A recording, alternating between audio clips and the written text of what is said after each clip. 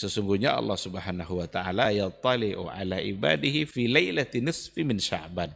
Atau kama qala Rasul. Allah Subhanahu wa taala melihat kepada hambanya pada malam nisfu Sya'ban itu, fayaghfiru lahu, lalu Allah mengampuninya, illa limusyrikin au musyahin, kecuali musyrik itu pelaku syirik dan musyahin itu orang-orang yang masih bermusuhan.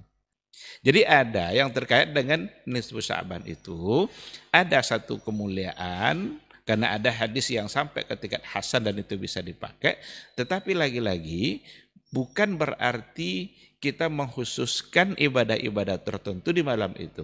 Untuk bertahajud di malam itu silakan, untuk membaca Quran di malam itu bagus, untuk beristighfar bagus, karena itu bagian dari amal. Tapi nanti kalau sudah membuat cara-cara tertentu dalam pelaksanaan ibadahnya, umpamanya di malam nisfu Sya'ban diharuskan untuk membaca Yasin 10 kali umpamanya, atau membaca selawat 1000 kali umpamanya, atau sholat sekian puluh rakaat dengan cara-cara tertentu, itu tentu sesuatu yang perlu berdasarkan kepada dalil.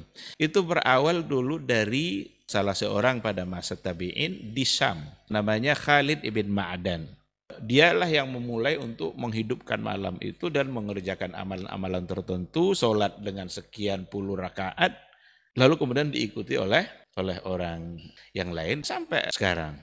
Tetapi Imam Al-Auza'i mengatakan bahwa semua bentuk yang dilaksanakan itu semua adalah sesuatu yang tidak berdasarkan kepada dalil.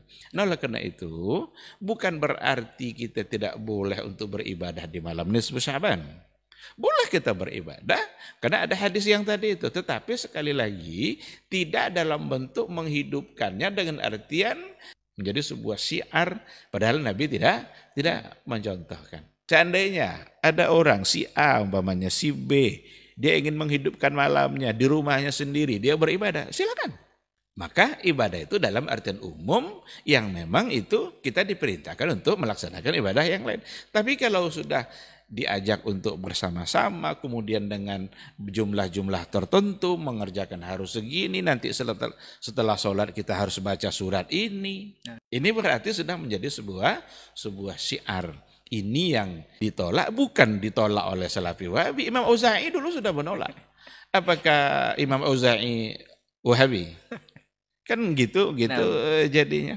Karena dia sendiri yang mengatakan apa yang dikerjakan oleh mereka itu semua adalah sesuatu yang tidak ada alasannya sama sekali dari hadis Rasulullah Sallallahu Alaihi Wasallam.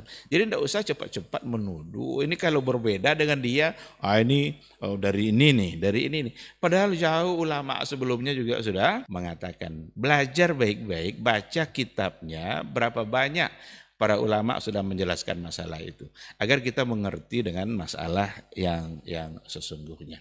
Intinya adalah kalau mau beribadah silahkan, tetapi tidak dalam bentuk mensyiarkan dalam artian ada sebuah syiar yang dihidupkan di malam itu, padahal Nabi tidak melakukannya.